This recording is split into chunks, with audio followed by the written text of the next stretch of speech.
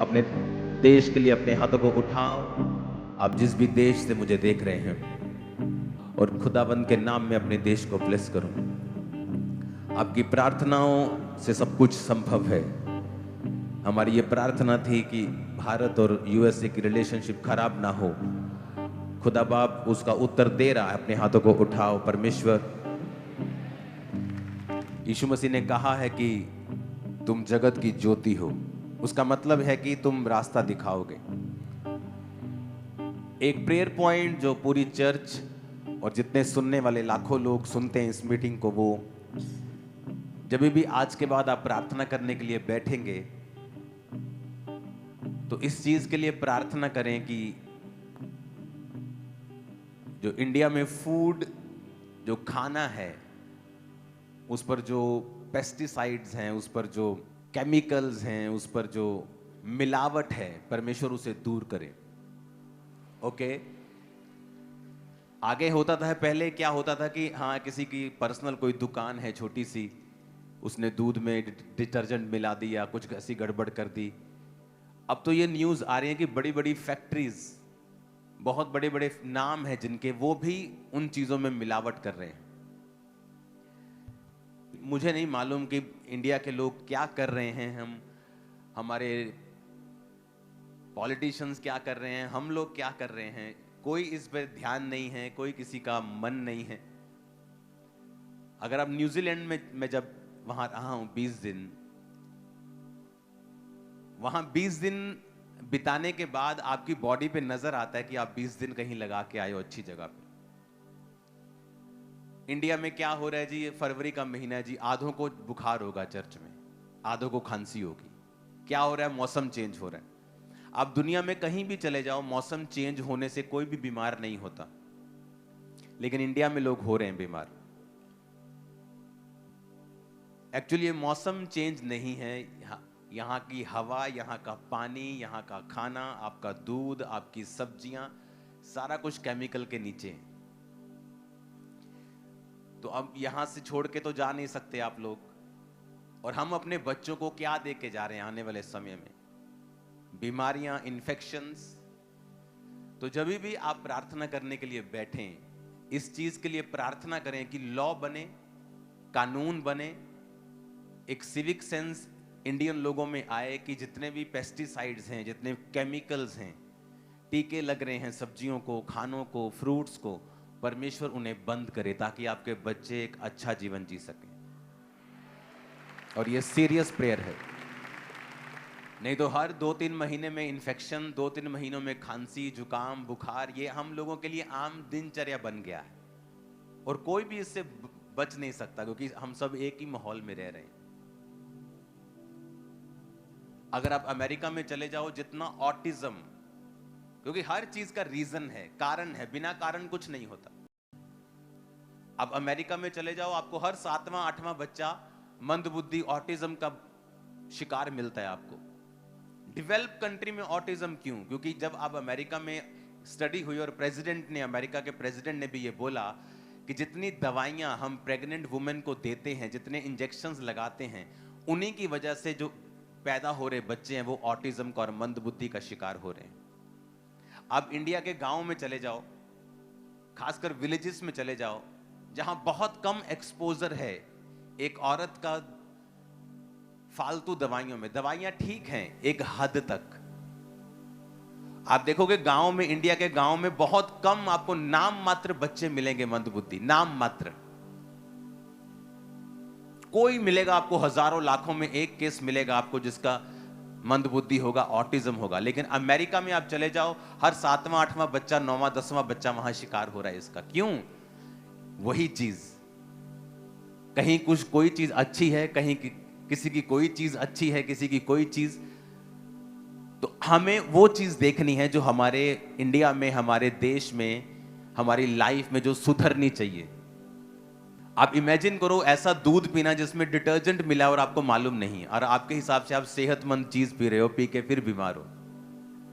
ऐसी सब्जियां खा रहे हो जो टीके से बड़ी की गई हैं, हर तरफ आपको मिलावट मिलेगी। तो इसके लिए आपको प्रार्थना करनी होगी कि परमेश्वर पॉलिटिशियंस को जागृत करे इस चीज के लिए।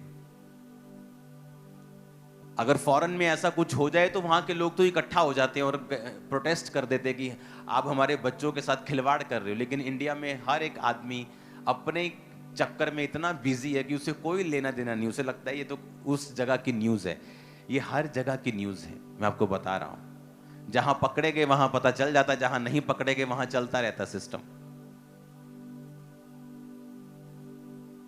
तो हमें जब भी आप प्रार्थना में बैठें इस चीज के खिलाफ प्रार्थना करें कि शैतान आपकी आने वाली जनरेशन को खोखला ना कर सके, कि आपकी आपकी आपकी आने वाली जनरेशन को आप क्या देके जा रहे हो। तो इस चीज के लिए लॉ बने, आपको यह प्रार्थना करनी है।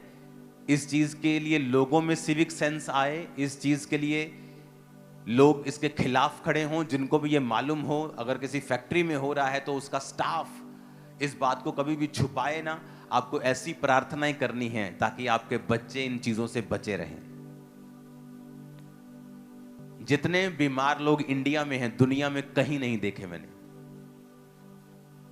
दुनिया में कहीं नहीं देखे। आप मानोगे चाइना भी हमारे जैसा पॉपुलेटेड है लेकिन वहां भी इतने लोग बीमार नहीं हैं जितने इंडिया में हैं। इंडिया की मेडिकल केयर दुनिया में कहीं नहीं है, इंडिया जैसी मेडिकल ट्रीटमेंट दुनिया में कहीं नहीं, अमेरिका में भी नहीं है।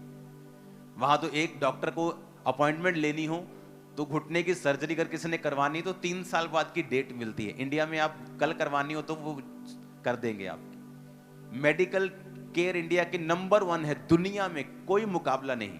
लेकिन बीमारी भी इंडिया में नंबर 1 है, हम बीमार भी नंबर 1 हैं।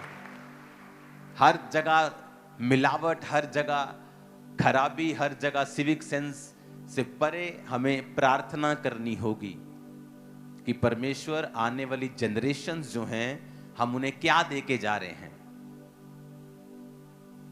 इंडिया में जितनी फसलों के ऊपर पेस्टिसाइड्स और केमिकल यूज होते हैं, स्टडी बताते हैं अगर आप आधा चम्मच कोई ऐसे पाउडर खा जाओ जो केमिकल है तो आपकी बॉडी में असर तक नहीं होता। आपकी बॉडी इतना हैबिचुअल हो चुकी है उस जहर की। और फॉरेन के लोग जब यहां पे आते हैं आप उनको पूछ के देखो, पहले हफ्ते उनका पेट खराब होता है फॉरेन के लोगों इंडिया में आने के बाद। आप चले जाओ फॉरेन आपको कुछ नहीं होता, लेकिन जैसे ही फॉरेनर्स इंडिया में आते हैं, मैं मुझसे मिलने के लिए हर वीक फॉरेन से लोग आते हैं, हर वीक। उनमें से 25-20% हॉस्पिटलाइज्ड होते हैं आते ही कि मेरे बेबी का पेट खराब हो गया, इसको ड्रिप लगवानी पड़ी।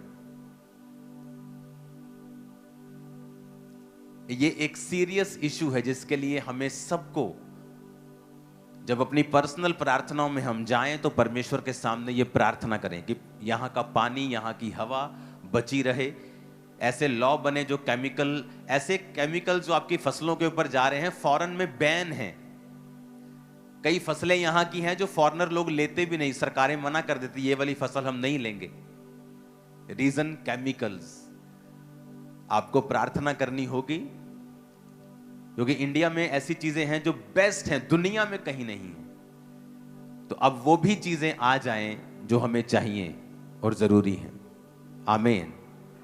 और मेरा बिलीव है जितने लोग आज आप इस मैसेज को सुन रहे हो, आप लोग पर्सनल प्रेयर्स में इसे रखोगे। अगर आप किसी पॉलिटिशियन के साथ काम करते हो, आप उन्हें ये कन्विंस करोगे कि वो ये मुद्दे उठाएं बार बार और इसके लिए स्ट्रॉन्ग लॉज बनाएं, स्ट्रॉन्ग उनको बॉडीज बनानी चाहिए ऐसी। अगर आप किसी पॉलिटिशियन के साथ काम करते हैं, आप सरकार में हैं, आप किसी तरह से इस चीज को इन्फ्लुएंस कर सकते हैं, तो प्लीज इसे कीजिए अपने बच्चों के लिए, इंडिया के फ्यूचर के लिए, कि हम उन चीजों को बचा के रखें। अगर आप दुनिया में घूमिए, इधर से अंटार्कटिका के साइड पे पड़ता है न्यूजीलैंड और ऑस्ट्रेलिया, उधर अमेरिका, उधर यूरोप, अफ्रीका, दुनिया में मैंने इंडिया जैसा देश नहीं देखा है। किस मामले में बताता हूं। इंडिया में अगर आपको पहाड़ देखने हैं बर्फ वाले, आपको वो भी मिल जाएंगे। आपको दुबई के जैसा रेत का समंदर देखना है, आपको वो भी मिल जाएगा। आपको वर्षा वन देखने हैं, रेन फॉरेस्ट देखने हैं, आपको पूर्व की साइड पे, चिरापुंजी साइड पे, गुवाहाटी साइड पे वो भी मिल जाएंगे। आपको लो लेवल के पहाड़ देखने हैं, आप साउथ की साइड चले जाओ, आपको ग्रीनरी देखनी है, आप साउथ की साइड चले जाओ। आपको जमीनी इलाके देखने हैं, नदियां देखनी है, आप यूपी चले जाओ। आपको हर चीज इंडिया में मिलती है, दुनिया में ऐसा कहीं नहीं है। दुनिया में ऐसा कोई देश नहीं जहां इतनी ज्यादा जबरदस्त रीति के साथ इतनी चीजें हों, लेकिन फिर भी हम दुनिया का ध्यान खींचने में असफल रहे हैं। नहीं तो इंडिया टूरिज्म इतना बड़ा हो इंडिया का कि और चीज करने की जरूरत ना पड़े। आज दुबई जो है वो टूरिज्म से पैसा ज्यादा कमाता है, अपने रियल स्टेट से ज्यादा कमाता है, तेल से कम कमा रहा है अभी वो।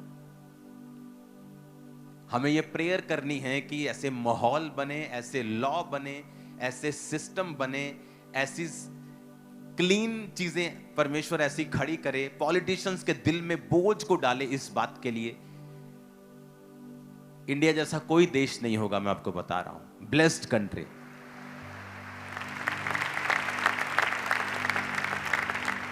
लेकिन अब जो कमियां रह गई हैं, वो कमियों को हमें दूर करना है। आमीन। आप सड़क से भी निकलें, अपना देश समझ के उसे खराब मत करें, उसे तोड़े ना, उसे खराब मत करें, उसे गंदा ना करें। हमें पब्लिक में अवेयरनेस फैलानी होगी अगर हम देश को बढ़ता हुआ देखना चाहते हैं। सरकारें अकेली कुछ नहीं कर सकती। अब सरकारें आपका मुंह थोड़ी पकड़ लेंगी कि थूकना नहीं है सड़क के ऊपर। हालेलुया। और मेरा ये एक सुजेशन है सरकार को कि आप लोग एक सिविक सेंस का पढ़ाई बचपन से लोगों को, बच्चों को देना शुरू करें। लड़कियों को सेल्फ डिफेंस और लड़कों को नैतिक शिक्षा देना शुरू करें। शुरू से ही स्किल डेवलपमेंट करना शुरू करें। आज चाइना दुनिया में नंबर 1 है चीजें बनाने में, उन्हें बेचने में, व्यापार में। कोई उसके बराबर भी खड़ा नहीं होता। आप चाइना जाके चले जाओ, देखो सेम हमारे जैसे लोग हैं, वो सेम कल्चर है, कोई ज्यादा खास फर्क नहीं है। वो ज्यादा नॉन वेजिटेरियंस हैं, इंडियंस ज्यादा वेजिटेरियंस हैं, बस इतना ही फर्क नजर आता है। उनमें भी माता पिता की इज्जत करना होता है, उनमें भी वो वाइफ के साथ, एक ही वाइफ के वफादार रहते हैं। हर चीज उनमें काफी सिमिलर है। लेकिन आज वो आगे क्यों हैं? इसी वजह से। हमारे देश का मुद्दा नहीं, आपका पर्सनल मुद्दा है। आज से प्रार्थना में से रखना है स्ट्रॉन्ग, वेरी स्ट्रॉन्ग। हर टाइम इसे प्रेयर में रखना है कि परमेश्वर हमारे देश में सिविक सेंस बढ़े। यहाँ का मौसम, यहाँ के पानी को, यहाँ की चीजों को तू खराब होने से बचा। ऐसे लॉ आए कि फूड के साथ कोई भी मिलावट कभी भी ना हो सके। लोगों के अंदर ऐसा डर खौफ आए, लोगों के अंदर ऐसी बुद्धि आए कि आज तुम किसी को खराब कर रहे हो, कल कोई तुम्हें खराब करेगा, तुम्हें पता भी नहीं होगा। एक आदमी नशा बेचता था। उसे लगा कि पहले उसकी केमिस्ट की दुकान थी तो थोड़े बहुत पैसे बचते थे, घर चल रहा था, 20-25 हजार मिल रहा था। फिर किसी ने सलाह दे दी कि ये बेचा कर कैप्सूल। फिर उसने देखा यार इससे तो पैसे ही बड़े बचते हैं। फटाफट नशेड़ी लड़के आ रहे हैं, फटाफट ले जा रहे हैं, फटाफट 30 रुपए की चीज 150-150 में बिक रही है। इसके जैसे धंधा ही नहीं है। अमीर होता गया, बेचता गया, बेचता गया, बेचता गया। और एक दिन उसके अपने एक लौते बेटे को अटैक हुआ और वो पैरालाइज्ड हो गया, और आज तक पैरालाइज्ड है। हील नहीं हुआ, मेडिसिन ने काम नहीं किया, कुछ भी ठीक नहीं हुआ। आप दूसरों के घरों को खराब करके ये एक्सपेक्ट नहीं कर सकते कि आपका अपना घर खराब नहीं होगा, क्योंकि वचन कहता है जो तुम बोवोगे वो तुम काटोगे। अब काटोगे तो जरूर ये, क्योंकि ये धरती का लॉ है, ये यूनिवर्स का लॉ है, ये परमेश्वर ने बनाया, इसको तुम रोक नहीं सकते। अच्छी चीजें बोवोगे अच्छी काटोगे, बुरी बोवोगे बुरी काटोगे। तो मेक श्योर आप अच्छी चीजें बो रहे हो अपनी लाइफ में, क्योंकि उसके बाद आपकी प्रार्थना करवाने से, उसके बाद आपके कुछ करने से, रोने से, करलाने से, गाली निकालने से परमेश्वर को तब भी हल नहीं होगा। अपने हाथों को उठाएंगे अपने देश के लिए। खुदा बाप, हमारे अगुओं के अंदर ये बोझ पैदा कर कि वो मिलावट के अगेंस्ट ऐसे लॉ बनाए। हमारे देश के पानी को, हमारे देश की हवा को बचा खुदाबंद, हमारे देश की नदियों को बचा खुदाबंद। सारी मिलावटों को दूर कर खुदावन। ऐसे पेस्टिसाइड्स, ऐसे केमिकल्स जो हमारी फसलों पे यूज होते और हमारी बॉडी के लिए अच्छे नहीं, खुदावन आने वाले समय में वो बैन हो जाएं। हमारे किसान, उनके लिए रास्तों को खोल, उनको फाइनेंशियली ब्लेस करके वो अच्छे डिसीजन ले सकें। पूरी दुनिया में इंडिया के किसानों के जैसा कोई मेहनती नहीं है, सबसे कम पैसा इनको मिलता है। आपको प्रार्थना करनी, अपने हाथों को उठा के कि परमेश्वर हमारी सरकारों को किसानों के ऊपर मेहरबान कर, वो उन्हें सपोर्ट करें, बिना पेस्टिसाइड्स के फूड उगाने के लिए उन्हें इनकरेज करें। आने वाले समयों में खुदावन हम इसमें बेहतरी देखने पाएं, हम इसमें आशीष को देखने पाएं। प्रभु यीशु मसीह के सामर्थी नाम में हम मांगते हैं, आमीन। ऊंचा ये आशीष हमारी है। चर्च